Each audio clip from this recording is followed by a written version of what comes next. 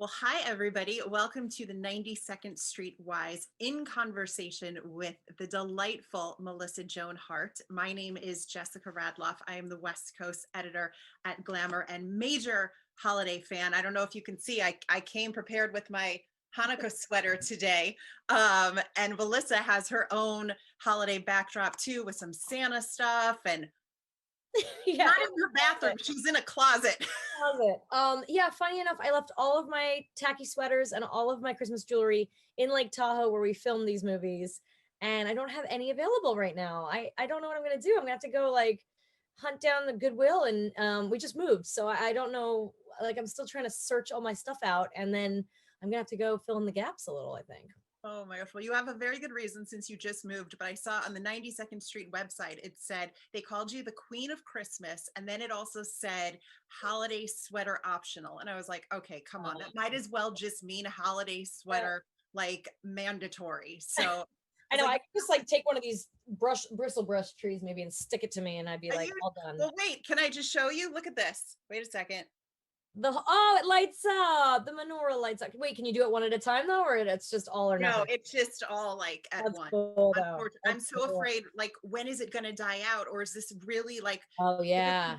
Hanukkah sweater? It should last at least 8 years because Yeah. the story of Hanukkah is 8 nights. So There I'm you go. hoping for 8 years, but I doubt it. 8 years. I like it. Well, and it's probably just got a watch battery in it, so you could probably change it pretty easy. Oh, that might be. I'll have to try. I'm too afraid. Anyway, this is not about me and my Hanukkah sweater. We're talking about the Queen of Christmas today. What do you think when you hear that title? Like the Queen of I think Candace Cameron, but I'll take it.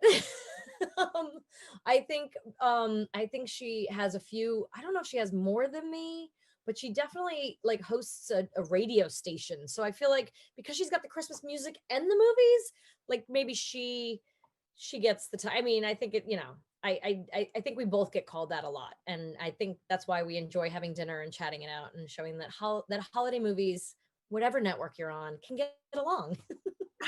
Absolutely. You got that right. I was going to say you definitely are though the Queen of Christmas for Lifetime, and it's a wonderful Lifetime holiday slate because you were responsible for 3 out of their 30 holiday movies, which is incredible. You produced all 3, you directed one, you starred in one, you made a cameo in another. So clearly not an overachiever. I had a lot of time on my hands this summer. Yeah, it was great. Last year going into the season, we knew we were gonna have one where we were gonna direct and one to act in. And it's funny because but then I was with Mario Lopez on his show, and I was in the dressing room, and he comes running in the dressing room, closes the door behind him, seemed very serious. I'm like, yeah.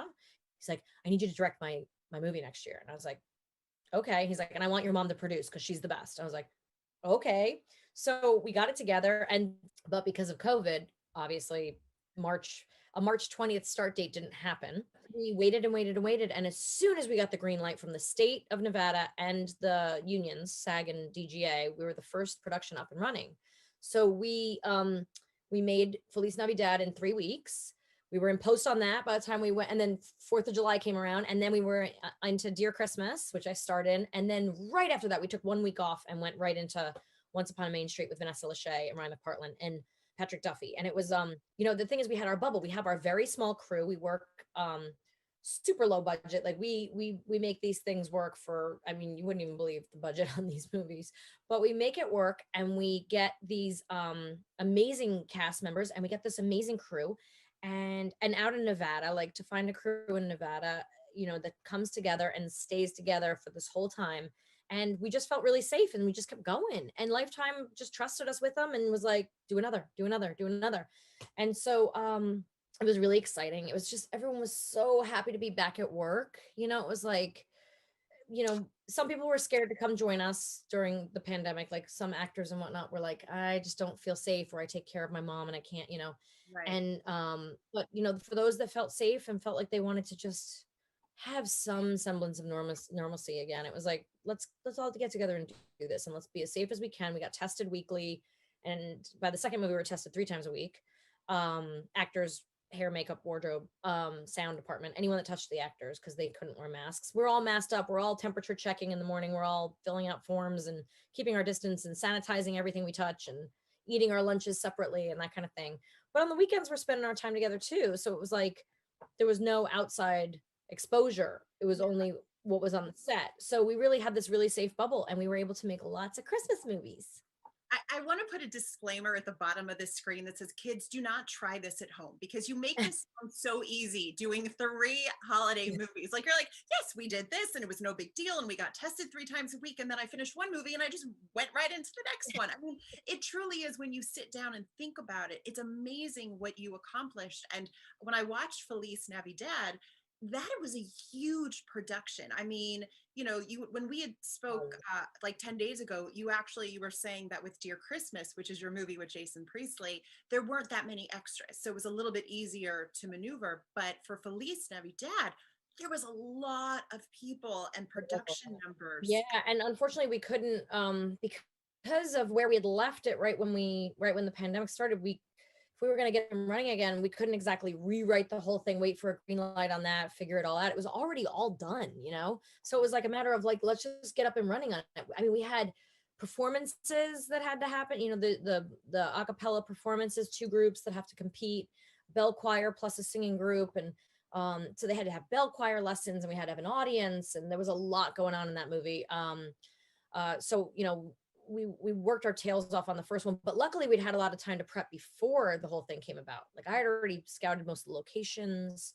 We'd already done a lot of that. So all we had to do now was figure out how the protocol works with what we were doing. But yeah, it was a very big movie and we lost a lot of time on set for scares, for just sanitizing, for, you know, longer lunch breaks so people could separate and get their lunch in time.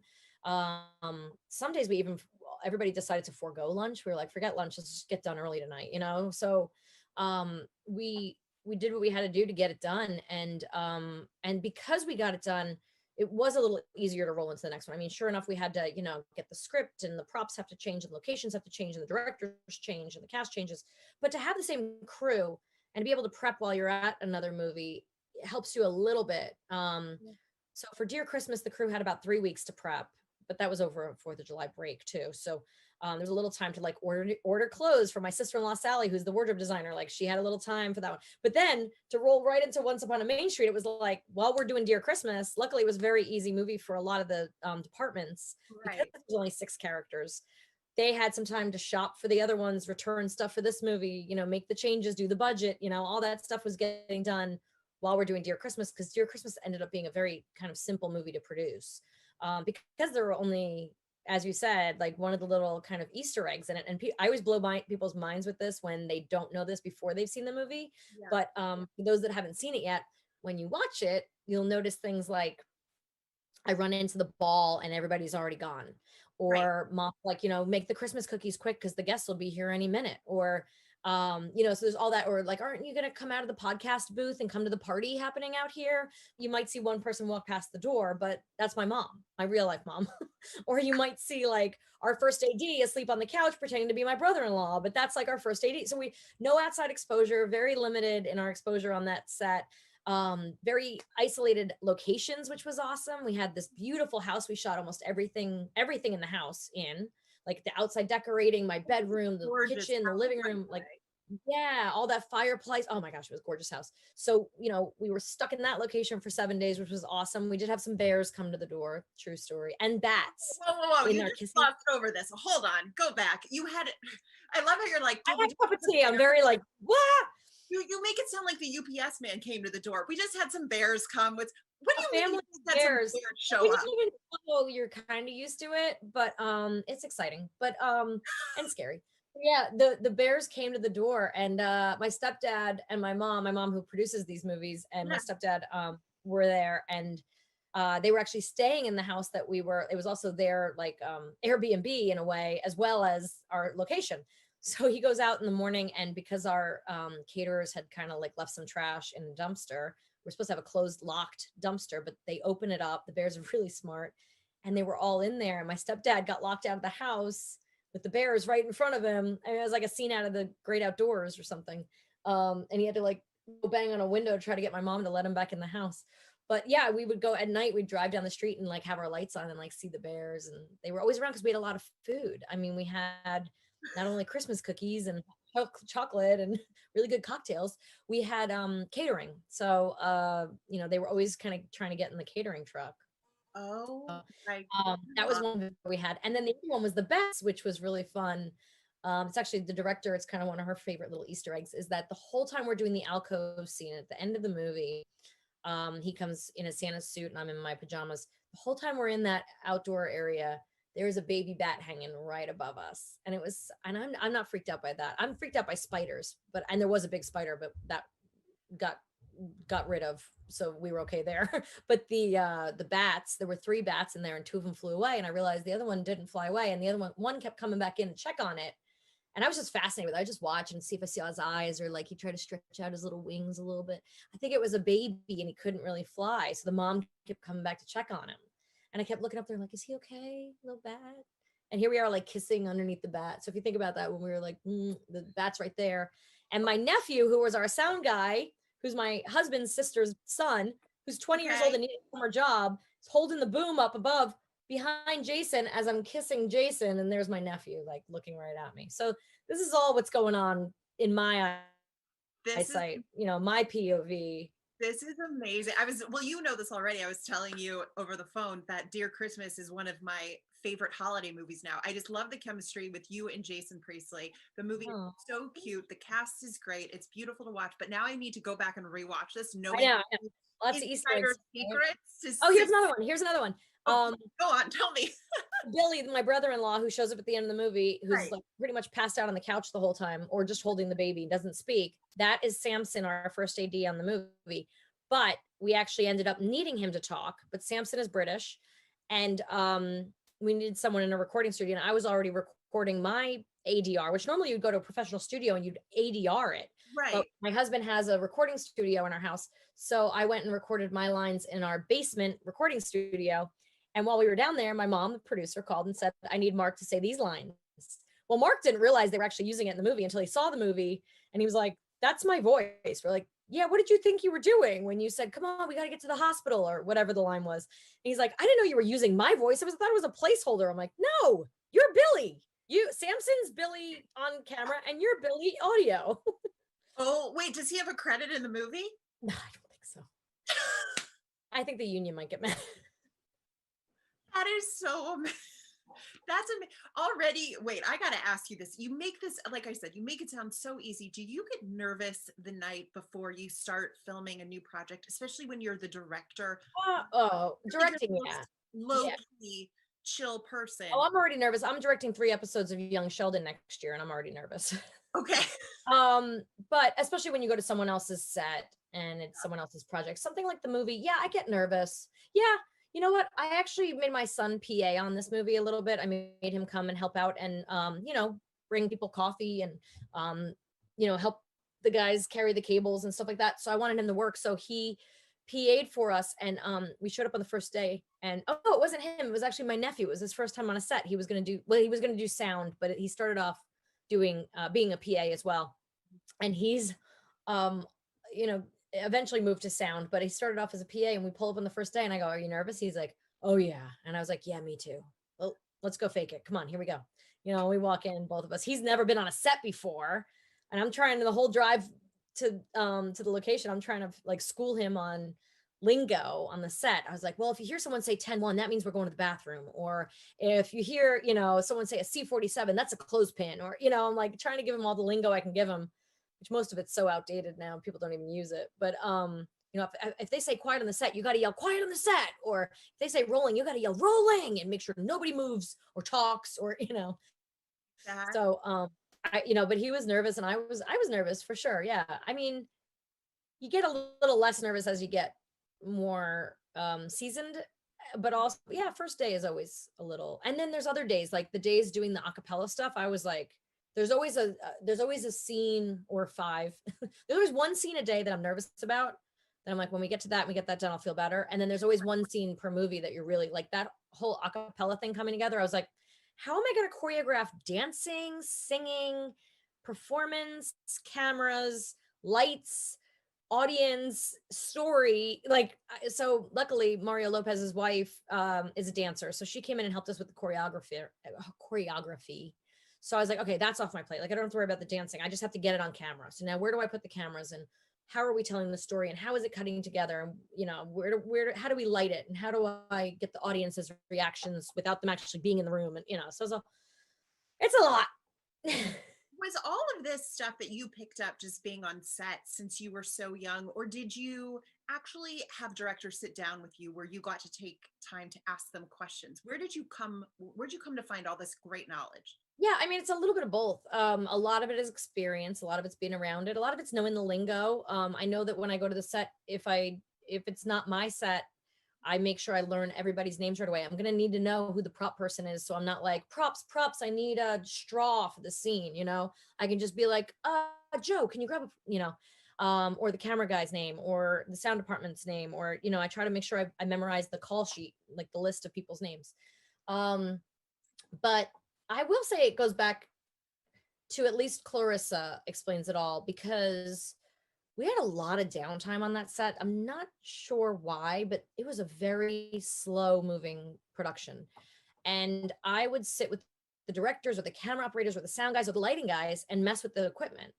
I'd mess with the cameras, I'd mess with the booms, but mainly I liked the lighting board. I would go and push the buttons and turn the lights up and down and hit the blackout button to freak everybody out. And but the lighting guys were always the cutest. So that's why I really wanted to hang out with them. But I would learn how to use the lighting board. But Amazing. I remember sitting with a director named Chuck Vinson, who I think he did a little bit of Sabrina, but he did a lot of Clarissa. He did some Cosby Show, and then he ended up doing our movie The Right Connections that we did years ago with MC Hammer. And Chuck showed me his lines, and this was back in the day of live television. The way we did Clarissa was live television. If they didn't get the camera on us in time for the line, we had to go back and do the whole scene again so they could get the camera on us for the right line. So it wasn't like today where you can just point and shoot and cut it together. It was being cut live. Right. So I learned how to make those notes and how to kind of cut, how to think about the shots while cutting, as opposed to nowadays where people just think about the shots and then you put it together. So I think that's helped me in a lot of ways. It also helps me gain respect from older camera operators who don't think I know my stuff, when I can use old terms and kind of, bring a little bit of that flavor, a little of that vintage flavor to it. But yeah, so it's a little bit of everything. And I definitely asked a lot of questions. I spent a lot of time with Gary Marshall asking him questions. So yeah, and I just pay attention. I always paid attention because I want to get the work done. I want to go home. Long hours on Clarissa, Sabrina, Melissa, and Joey. It's how can we make this faster? What can I do to get everybody? The DP has to get home to his son's polo match, and this one has dinner with his wife because it's an anniversary, or this one's just not feeling good. Let's get, he's tired today or whatever. So I always wanted to hurry up the process. So it was well, what can I do? How can I, help? Right. And so I learned it, and by the age of 22, I think I was directing. And I was directing Sabrina, which is a really hard show to direct.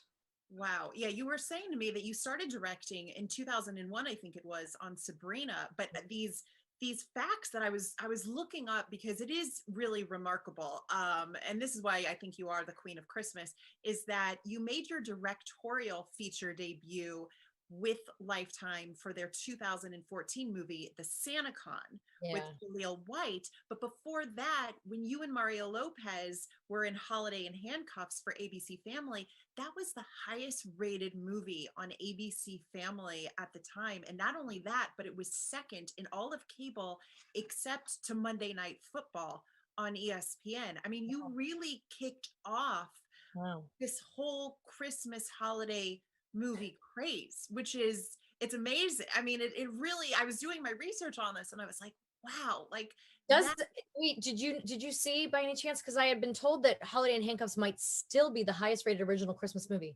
I believe it is. I cannot confirm that, but at the time it was the highest rated, but I think it still is. It had over 7 million viewers, which is just incredible, especially for cable programming. And you were part of this. I mean, you were the one that initiated this, and then you were also directing before. So it all just, Was this something that you sought out? You wanted to do Christmas movies? You wanted to go No, down not at that all. In road? fact, I probably resisted it. Like Holiday in Handcuffs came about. I had had my first son, and I swore I wouldn't work until he was 1 year old. So on his birthday, the day after his birthday, I flew to Calgary. And it was really the first job I'd been offered after he was born. In 2006, he was born. So, they offered it to me in like maybe November, and I said, okay, but I won't show up on set till January. They want to be there like January 9th or something. And I said, I won't show up till January 12th, the day after his birthday. And they went with it. So, and I said, and I need Valentine's Day off to spend with my husband. And they were like, okay. So luckily, that's my one ask on sets. I'm like, can I just have a day off, like a special day, like Halloween or something like that. But yeah, so that was not me producing, but that was a very exciting project. And my mother had a relationship with the executive at ABC Family, and I think that's probably why they thought of me for that role. Yeah. But I'm lucky that they did, because it was an amazing part. It was an amazing movie. It was so funny. It's still one of the highlights of my career. And it was so fun to do in Calgary in real snow. I was ice skating every weekend to practice for the ice skating scenes. It was still when you worked only weekdays and you had 20 days to shoot a movie, and it was a huge budget. So we had amazing food on set. We had a great crew moving fast. And it was just me and my son up in Calgary. My husband came to visit when he could. My mom came to visit. My brother was my nanny. My brother came with me to take care of my son. I made great friends like Marky Post, who I ended up putting in Christmas Reservations. I'm still good friends with her daughter. And Vanessa Evigan, who played my sister in it, now lives around the corner from me here in Nashville, is like my only friend in town right now. No kidding. So, and Mario and I obviously have a long history of making Christmas movies. Wow. So yeah, a lot of stuff came out of that, including then going on to do My Fake Fiance for ABC Family with Joey Lawrence, which then spun off into Melissa and Joey. Right. So, I have a lot of my career to thank for like the second part of my career. Holiday in Handcuffs, really did a lot of that for me, and now gets me into these Christmas cons. And so, but to answer your question, sorry, I love all this. This is great. On the flip side of that, though, when these Christmas movies started becoming more of a thing, like that was just a TV, like to me, that was just a TV movie with a Christmas theme, right? So I was like, yeah, let's do that. Then we did My Fake Fiance, which was more of a wedding movie, and it just seemed like one of these movies. And then Christmas movies kind of became a thing. And I was like, when they started asking me to do them, I was like, I feel like that's something I should do when I no longer can get a series, or when I can no longer be in feature films, or when I, sort of something you do in the twilight of your career, that kind of thing. And I really didn't want to do it. I was really kind of against it. And the way Lifetime wrote me in was like, well, my mother, being my producing partner, is so smart. Like she got me to do like the same kind of story on Sabrina. Every summer we would do a Sabrina movie. Right. We did Sabrina Goes to Rome, Sabrina Down Under. And I wouldn't want to do them. I'm like, no, I do Sabrina all year long. My 2 months off in the summer, I want to do something else. I want to do a different movie. And my mom would tell the network, she loves the movie Roman Holiday. Make it like Roman Holiday, send her to Rome. And then the next year it was like, she wants to go to Australia and learn how to dive. Make it a diving movie in Australia. And so I'd be like, oh, okay, I'll do it. And so in sort of the same token, like my mom was able to be like, okay, well, she really wants to direct a movie. So let her direct this movie, and maybe she'll be in it too. And that's where SantaCon came from, the first one I did for Lifetime. So I got to direct it. So exciting, so fun. I got to cast it with some amazingly talented people that I just love and adore. And I was so blessed to work with. And like even John Ratzenberger, like people came in just to help me. Like all my friends are in that movie, like as background artists. All my friends' husbands are in it as either the police or the prison mates in the prison in the beginning of the movie, including my father. My father's sitting at the table too, which is so funny. But that movie kind of like launched me into like, okay, I can do this. Like it's actually, there's good money in it. There's a fantastic audience and viewership for it. It's plays right into the demographic of people that are fans of mine, whether they're the parents that watch Sabrina or the kids that watch Sabrina, and now their kids are watching it, and it's like, it's such feel good, happy stuff. I don't know why I was like kind of against it in the beginning. I'm thinking that this is something you do when your career's failing. The thing is, when we were talking the other week, and I was asking you if it bothers you that a lot of people don't know that your career trajectory now includes directing and producing. And you said, no, not at all. What bothers you is that people don't know what a powerhouse producer your mom is. And the one thing that I particularly love is that she is such a trailblazer, and that she doesn't have any rules. She just says and does what she wants and needs to be done. And it's like, why not ask for something you want? Why not go to Rome? You know, all these rules that you think we've been told, it's like, oh no, you can't ask for that. You can't do it. She's like, Yeah. well, why not? Why can't we ask for it? So what have you taken away from her over the last few decades in terms of breaking down those rules and those barriers that I think so much of Hollywood, you know, there's these fake, you know, these fake barriers that are up, but no, you got to ask for what you want. So what did you learn from her that you've applied to your own career now? Well, you know, it's funny. She, like you said, like a lot of people don't realize, I don't care if they don't know that I direct, because that fulfills me in a way that I don't need applause for that. That's not why I do it. You know, Yeah. I do it for me. I do it creatively as a fulfillment thing. Um, you know, I'm a performer, I think, because I like to entertain. Not that I need the applause, but that I like to entertain. Hmm. And and I direct because it feels good. But then my mom is the one that really, like, it bothers me when people don't realize that she is the reason I am where I am, because without her being on a playground and finding the first Sabrina comic book, someone handed it to her and said this would be a great part for Melissa. She has a connection to Viacom. She brings it to Viacom.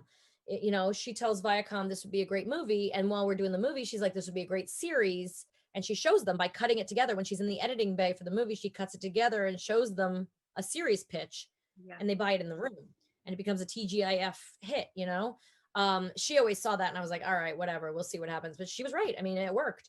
And then the movies and the Christmas movies, and she was the reason I directed the first time, because I kept being bossy on the set of Drive Me Crazy. She was like, the director on that movie was like, the first time you direct, I want to be on set.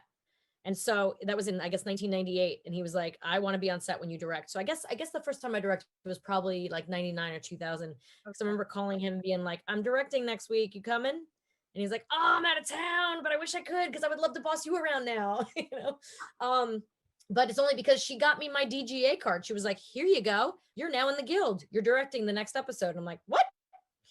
So she forced me to do it, a little, go out of my comfort zone and do it. And thank God. And yeah, she is like, you know, she doesn't take no for an answer in a lot of ways. And she makes connections and has connections and knows what people want. She pays attention to the numbers, the ratings, the viewership, how networks are changing, what they're looking for as far as projects go, what they don't want anymore, and not waste our time with. So a lot of times she's the one, making breaking this whole business and my whole career. So I hate when people think of her as like a stage mom. She just gets executive producer credit because she's my mom and I just threw that in the contract or something. No, it's like she made the contract, so I get to have a part. And to that point, I think we talked the other day too about Shirley Temple. And Shirley, like, I'm a huge Shirley Temple fan, and all I ever really wanted to do was make her movie.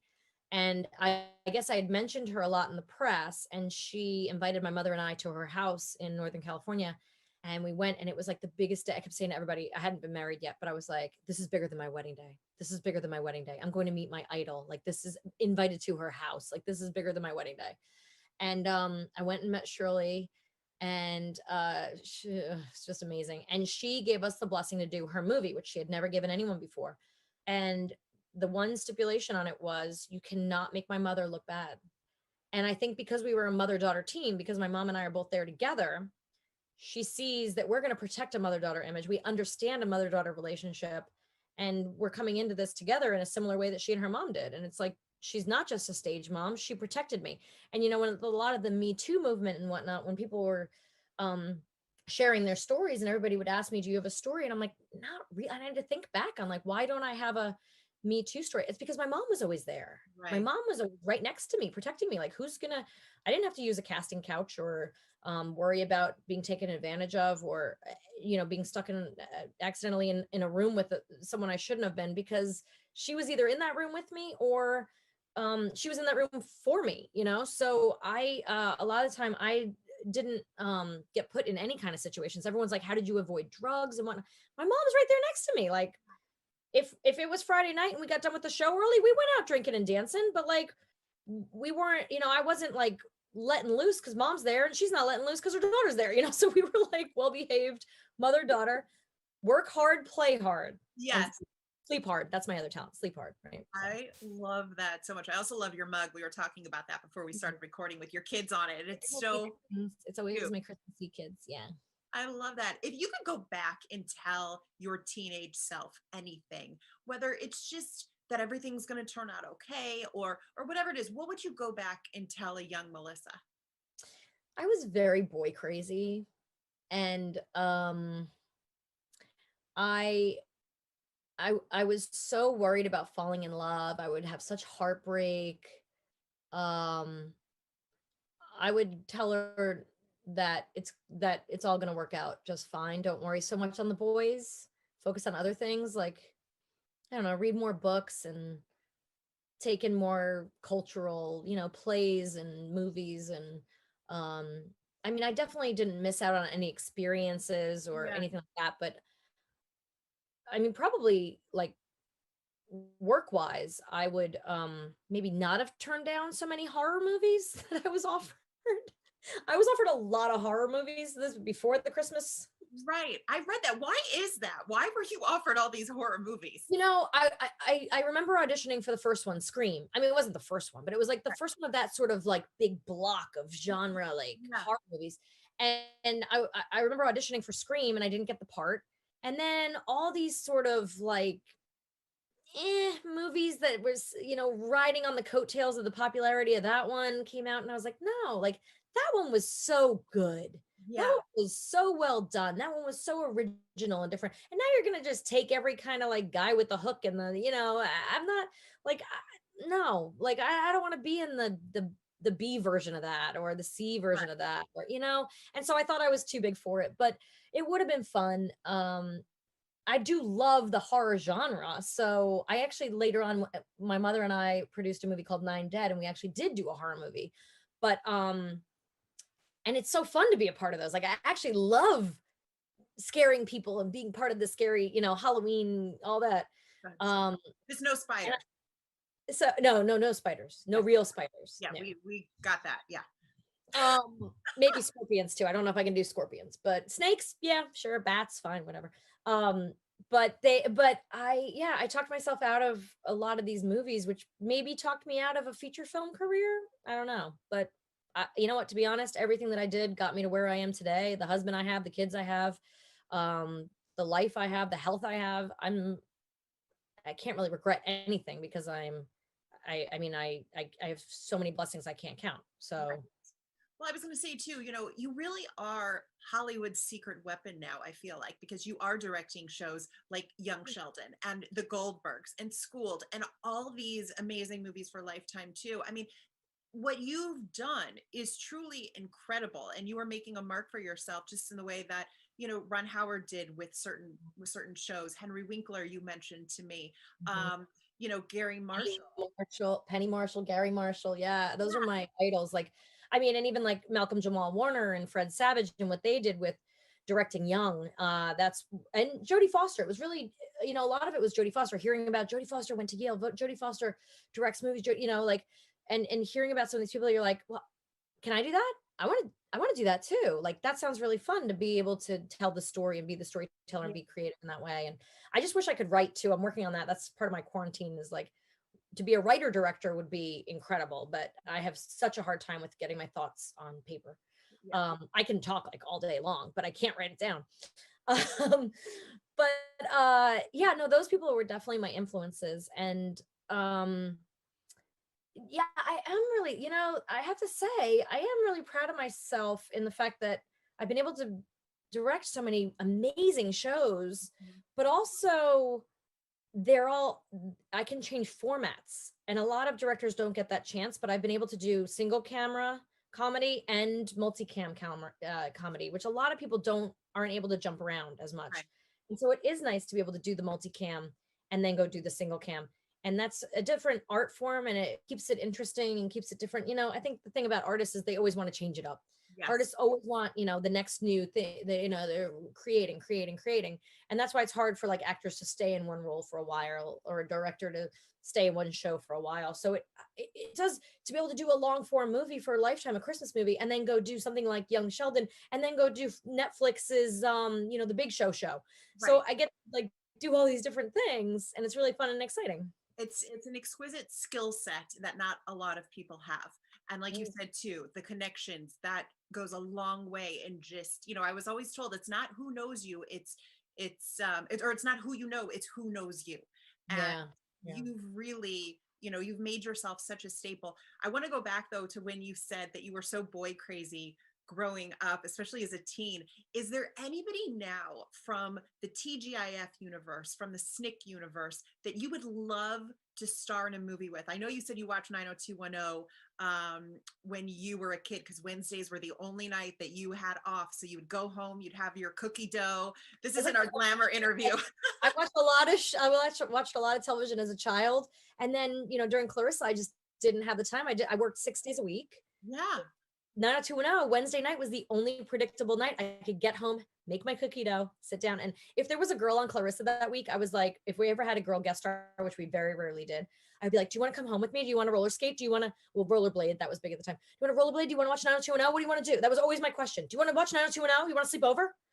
So who would you want to be in a movie? Like, who would you want to either direct or have? I really want to work with Donald Faison. Really? I just love Donald. I got him in Sabrina. I think it was like 1 or 2 episodes. We went to high school together. I've always had a crush on him. He was on Sabrina for a little while. He was on Clueless at the same time as I was on Sabrina. And I always try to get him in these movies with me. He doesn't usually answer my DMs, and I don't have his phone number anymore. So if he's watching, Donald, come on, come do a movie. Come on, Donald. Also, I think it'd be really fun to have Adrian Grenier in one. But he's a hot shot. I don't know if he'll do a Lifetime Christmas movie just yet. But so do it. Oh, I love that. Who else? But who that I don't know? Maybe. Luke Perry had been on the short list for a long time, of course, but we sadly lost him. I mean, look, Chris Hemsworth, I wouldn't say no to. But yeah, like TGIF. I mean, look, I've worked with. How about Mark Paul Gosselaar? That'd be fun. That's a good one. I like that. I would love Mark Paul. Oh, Brian Austin Green.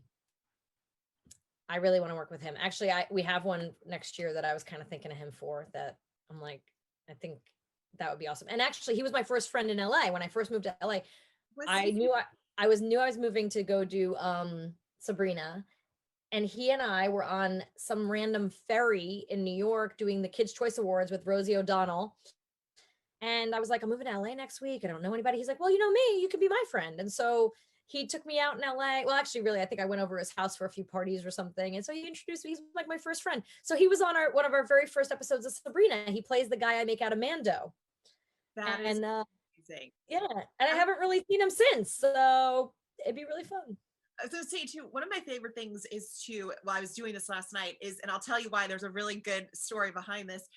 Scrolling through your Instagram is like the most fun thing in the world, because you see how many full circle moments you have had in your career. And one in particular, I got such a kick out of you and Wallace Shawn, who of course was in Clueless. Now he's on Young Sheldon. You directed Young Sheldon. You have a photo with him. Then I see Soleil Moon Frye from Punky. And, now of course, like it is just the wildest thing. So do you have a favorite full circle moment in your career where something has just come around and you're like, wow, isn't this just in a little bit of a different way, Ed Begley Jr. in Dear Christmas, because Ed had been on Sabrina, and it was a week when I had a terrible, and he might have only, I don't even remember, but he might have only shown up for one day. Like, I feel like maybe we only needed him for, he was my teacher or something. And I think he was only in the school scene. So that we probably shot that in one afternoon. Yeah. I had terrible stomach bug that day. I was puking like crazy. Oh God. And I remember the doctor came, the medic, and said, okay, insurance will cover the day if you want to leave, and you'll all have to come back on Saturday and work. And this is like 150 people on the set. They'll have to open up the Paramount Studios, and it's a whole thing. I got to make everybody go home and come back Saturday because I'm puking and I can't control myself. And I just remember like some of the people on the set being like, insurance will never cover you again on a set if you do this, and you really shouldn't go home. And so I stayed with a bucket, and so that whole scene, I basically have my head down, and when it was my line, I would pop up and say, because we had 3 cameras, so only one's on me, one's kind of wide, and one's on him. So I'm thinking they're going to be on him, and I'll just put my head, and then I would be like, I'd say my line, and I put my head down. And then I'd turn around and puke. And so I was thinking all these years, does he know did anyone tell him I was really sick? Or does he just think I'm like a terrible co-star, that I'm so selfish that I wouldn't even look at him during his lines? Or so I'm freaking out like for years. Every time I see his face, I have like PTSD about like, oh my gosh, does he hate me? Does he think I'm like the worst, like the most selfish little brat? So I run into him at the opening of my candy store, Sweethearts, in Sherman Oaks, many years later. And I believe I apologized to him. And he does remember that I did apologize to him. And he was like, oh, I didn't even notice. But I still was a little like, And so then we were on Young Sheldon together in January. I was directing him. And I was like, do you remember on Sabrina? He's like, of course I had the best time. I was like, do you remember that I was puking? He's like, oh no, I didn't know. I'm like, do you remember me not looking? And I was like, do you remember me apologizing about it in Sweethearts? He's like, I don't even know. Like, it's not even a big deal. I don't even remember that. So then I was like, you got to come be my dad on Dear Christmas. So I feel like we're like, we're good now. We're good. Oh my God. That's 4 times that we've run into each other, worked together. Now we've done a TikTok together. We're good. Oh my, by the way, that TikTok that you guys did with Jason Priestley too and everything, I was like, this is amazing. Like, you saw the one we did the dancing? On the stairway. Yeah, I don't even remember what we did. The stairway. Good. It's hilarious that our AD who plays Billy ran in and showed his backside in the middle of the video. So one of them that I posted was the good one, and one was the full moon was shining. That is amazing. Well, in the limited time that we have left, I've got some fun random questions that I want to ask you. First one is, it's so funny, whenever I would tell anyone, like 10 days ago when I was going to do the interview that's coming out on Glamour soon, and I was going to talk to you, people have such amazing reactions to you. You were such a part of their childhood and their young adult lives. So when people meet you now, what is the first thing they want to know? Oh gosh, it's really different now. Like for a long time there, it was like, where's the cat? For a long time. I never really got called Melissa until it was always Clarissa, and then it was Sabrina. But once I did Dancing with the Stars, it became Melissa. Everybody's got something different. When I go to these Comic-Cons and Christmas cons and stuff, everybody's got something different that they want to say. And I love it when someone actually, here's the one thing everybody says to me. It's not a question. Everybody says to me, and I love this, they all say, I grew up with you. And I love that. Like, I get that because I feel like I grew up, like my 20s was spent with the Friends characters, and my childhood was spent with the Cosby Family. And, like, I get that. Like, I've recognized people before and been embarrassed by the fact that I'm like, I know you. Oh no. Oh, you're on The Bachelorette. So, if right now, I mean, I'm surprised I'm not talking about the British accent. I've been watching so much Crown. I've been texting with a British accent. Like, hello, love. Cheers. Have a spot of tea. I don't know. I'm very Cockney right now or something, but I hear you. Definitely not proper British. The Crown is amazing, but no, I have to read you. I wrote this down in my notebook last night because my friend Carly, who's a big time casting director, she actually said to me, she goes, you've got to tell Melissa, please tell her she kept me stable in my childhood.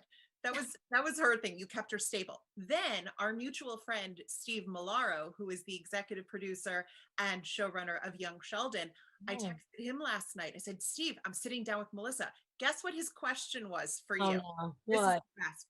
please ask her if she's wearing the Clarissa Explains It All fanny pack that I gave her. And I was like, I'm sorry, what? You gave her a fanny pack? He goes, well, I wore the fanny pack on the young Sheldon, and then she saw it and she died. So please tell us this story about how Steve Millara wore a Clarissa Explains It All fanny pack.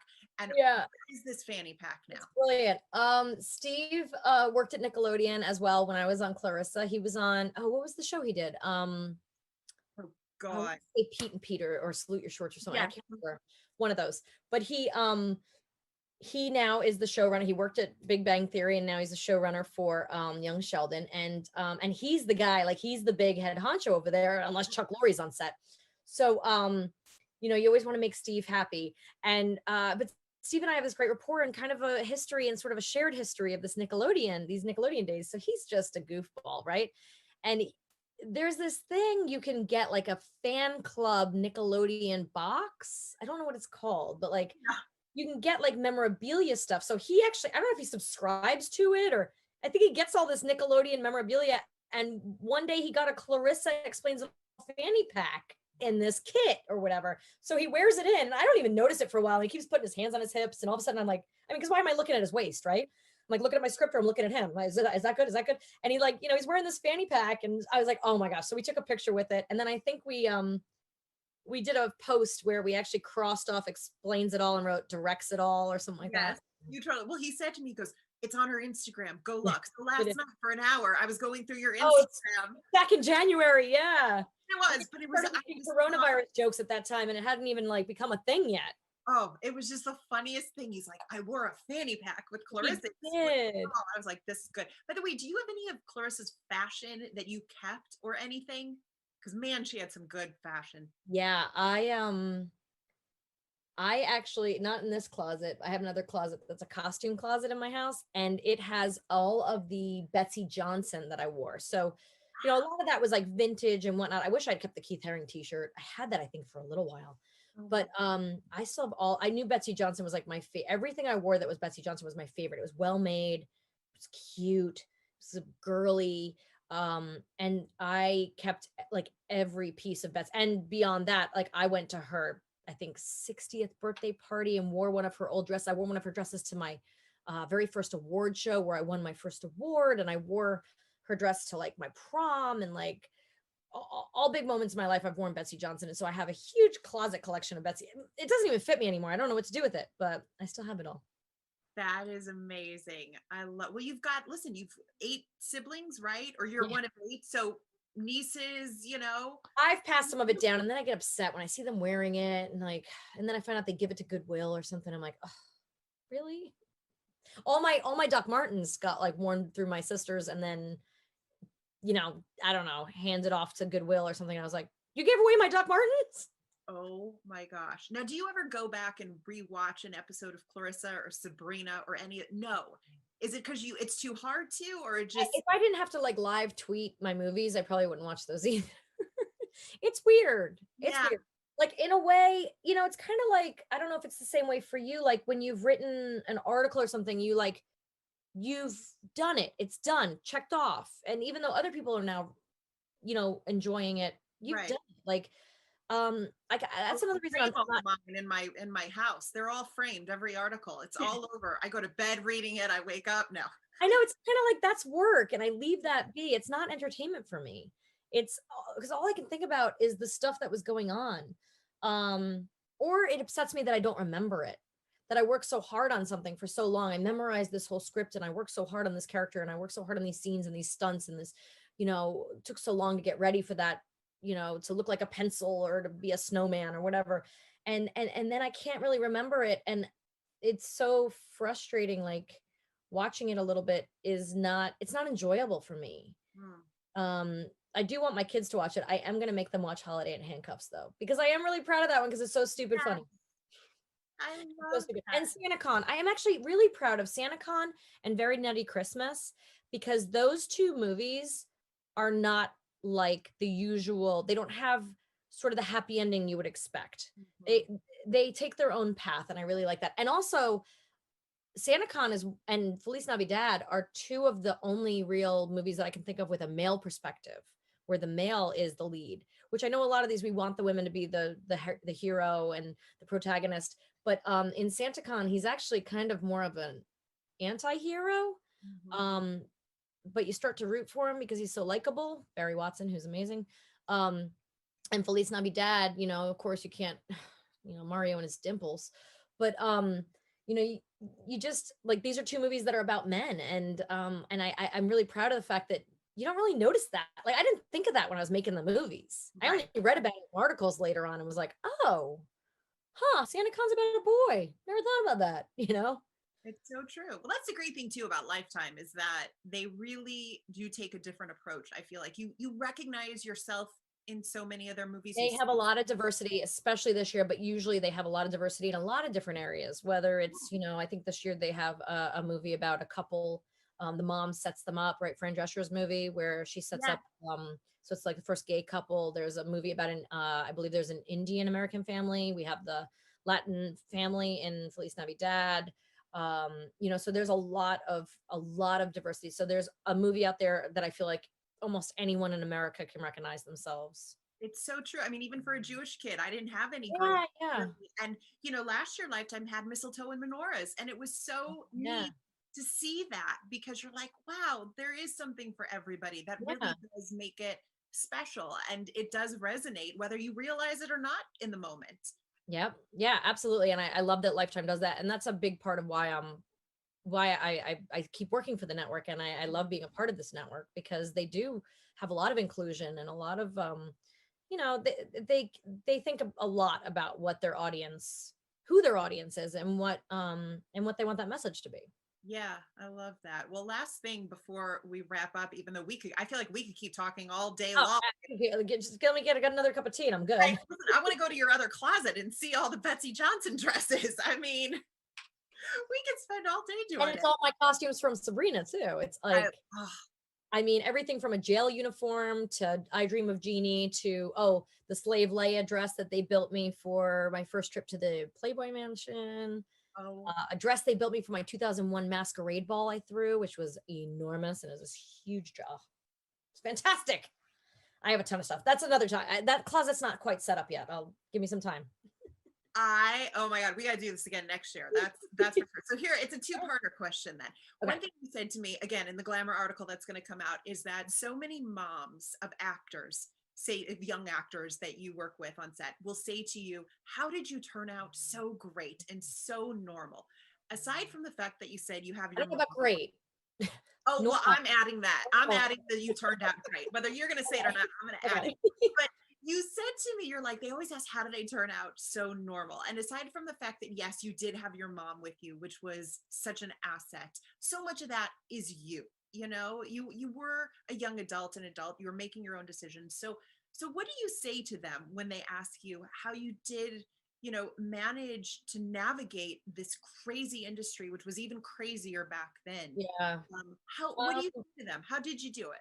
I mean, a lot of it was, in a way, it's like empathy. It's like thinking about how other people feel, being really aware of other people's feelings, right? So when I'm on set, I'm thinking about who has to get where, who has something going on. I'm talking to the crew backstage.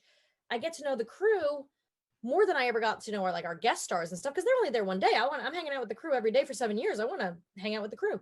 So I want to know about their lives and I want to know what's going on. And then because I'm invested in their lives and their happiness and them coming to work and being in a good mood, um, I feel like you have to care about the people around you. You can't just act like a spoiled brat. So a lot of time what I tell the parents is,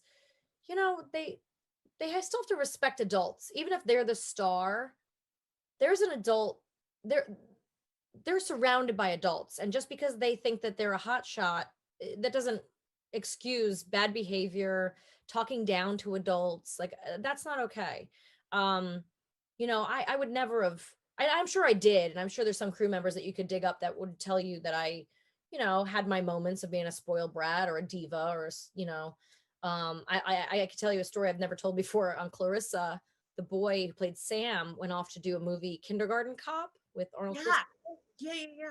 and he was late on the set. He was on the set of that movie, Okay. He was supposed to be on our set, and I was so mad at him for being late. He was hours and hours late, and I had, I think, a 10-page scene with him, and because he's not there to do a 10-page scene with me, which I had spent a week memorizing, Right. they now wrote it into a 4-page monologue that I had to quickly learn. We didn't have teleprompters. There was no editing those monologues. If I memorized those monologues, they took me all week to memorize.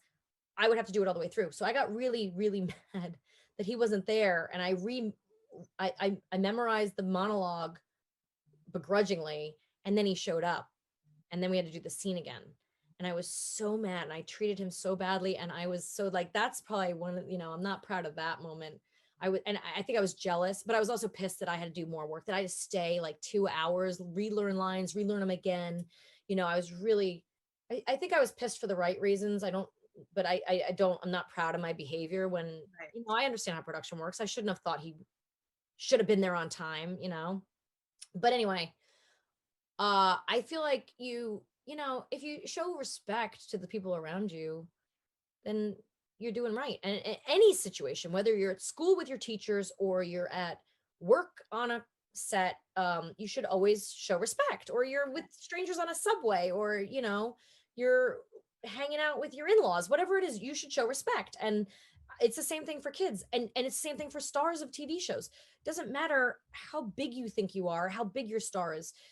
And I look at it now as like the people that don't that kind of peacock and show bravado and stuff, it's more insecurity on their part than it's them afraid to lose power, or um this isn't the kind of business where you keep going on this trajectory. It is very rare to have this kind of career. You're constantly like, I've got a series. The series is a huge hit. The ratings are going down. I don't have a series. What am I going to do? Oh my God, I did a movie. And nobody remembers that movie. Oh, and now it's been 5 years, but now I'm doing, it's like, Right.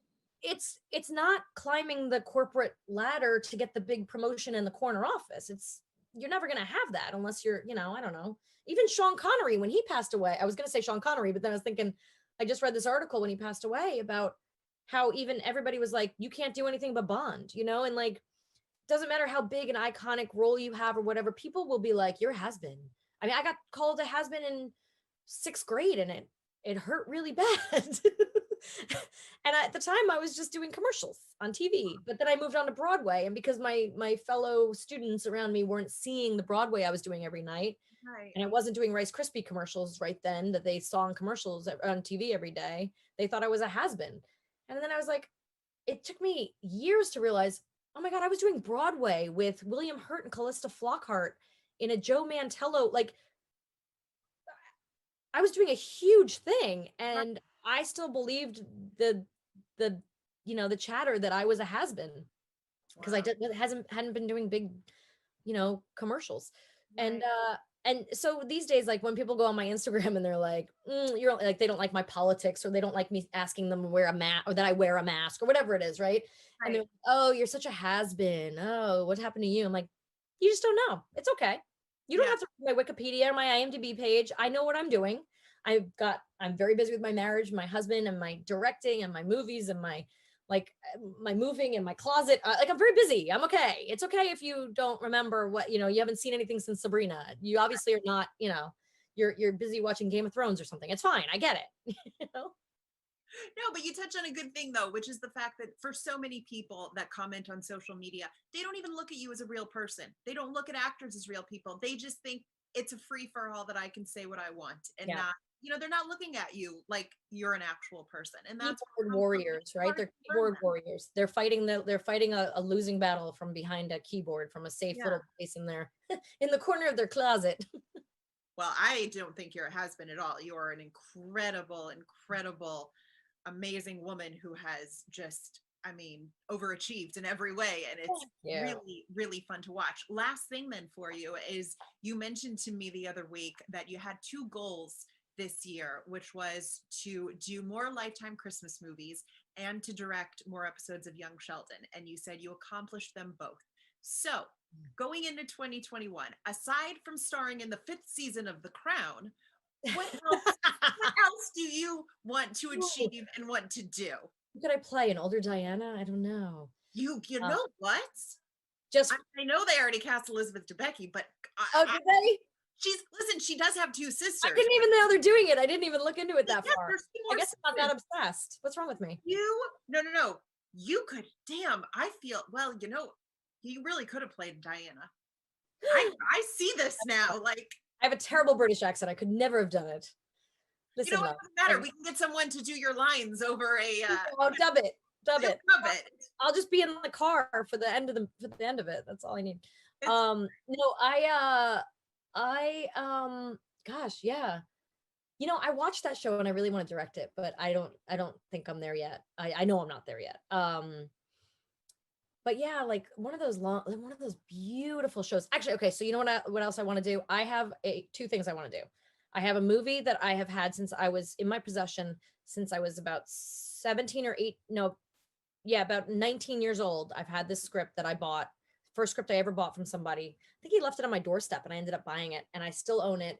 And I've been working with him on a rewrite, and I am going to hopefully direct that movie next year. And it's gonna be a big feat, like an independent, like it would go to festivals hopefully and that kind of thing if it's good enough. So it's like very, it's an independent film as opposed to like a television movie. So no act breaks, no, it'll be, so I watch things like Queen's Gambit and stuff and I'm like, God, I want to make beauty like that, And so that's what I want to do with this movie. And then I've been working during quarantine on writing one, and I really want to, I really have to finish that one. That, and I have to finish the baby book for my second son and make a baby book for my third son. That's my 2021. 2 baby books, write a script and direct it, direct the other script, do Young Sheldon and a few Christmas movies, and I'm good. And maybe get Donald Faison to do a movie with you. And get Donald Faison and Brian Austin Green to do movies with me. Yep. Right. And The Crown. When we end this live stream, we will we'll talk about. I just want to be invited to the set of The Crown. That's all I want. I just want to sit on the set. I'll shadow the director. Just sit there like this. We'll talk about. I'll tell you who you need to contact, because there's a director on Instagram. You for The Crown. You've got to Oh yeah, please let me know. Connections. You got to introduce yourself. Yeah, let me know.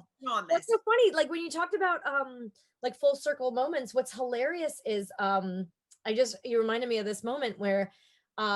We were going to one of the premieres of Harry Potter, and I love Harry Potter. I'm not a huge, I haven't watched all the movies. I went to the premieres of every other movie. I'd read the first book and loved it. And I get the whole world of it. I love it, but I'm not as into it as I am maybe The Crown or Game of Thrones. But my friend is really the makeup art, this big makeup artist that I work with. She's really into it. And she, we had gone to the premiere, and it was at a party at Universal, and there was the kid who played Harry, Daniel Radcliffe. Yeah. And he walks past and she goes, "Oh, there's Daniel Radcliffe." And I was like, "Come on, let's go meet him." Because it didn't affect me because I wasn't as floored by it, but I was like, "Come on, you want to?" I was doing it for my friend, I'm like, "Come, you're always more brave when it's for your kids or your friend. Come on, we're gonna go meet him." And as we walk, we're trying to part through the ways, people, and all of a sudden he turns and he sees me and he goes, "Oh, you're Melissa Joan Hart. He goes, I grew up watching you. I love you." And I was like, "Oh, thank you. This is my friend Erin." And it was just this moment of oh crap, that's weird.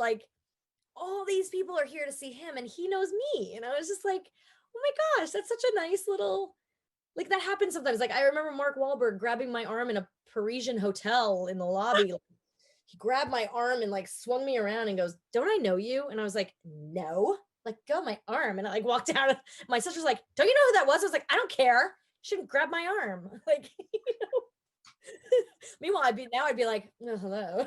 I get married and I don't care. So I'd be like, back then I was like, "Oh, creep." But now I'm I'd probably be like, "What's up, Mark?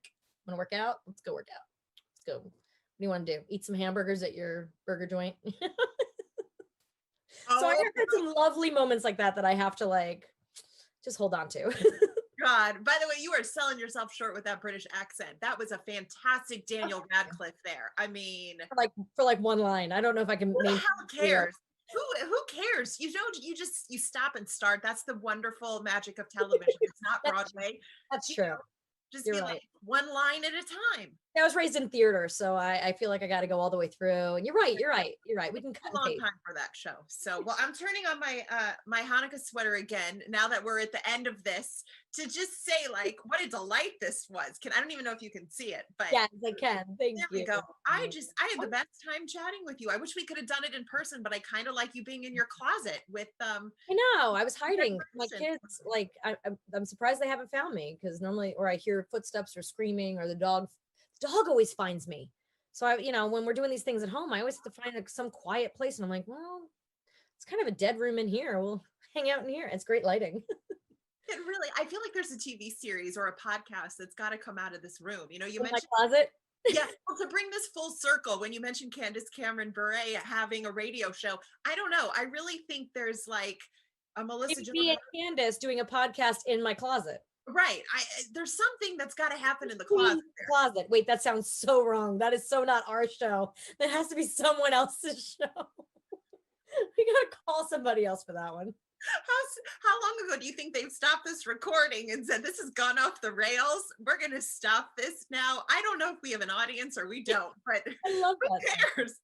It's definitely not me and Candace, though. Wouldn't that be ironic if you were like, I'm turning into a show called Two Christmas Queens in a Closet?